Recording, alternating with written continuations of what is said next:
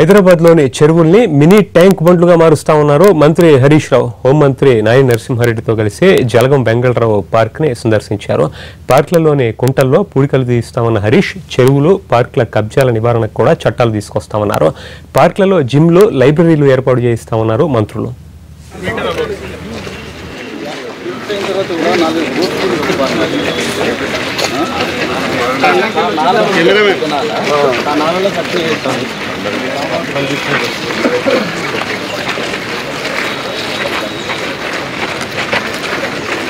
చెరువులను కూడా పునరుద్ధరించాలనే ఉద్దేశంతో ఈ సంవత్సరం దాదాపు 30 చెరువులను ఆధునీకరించే దిశగా తెలంగాణ ప్రభుత్వం నిర్ణయం తీసుకోవడం జరిగింది.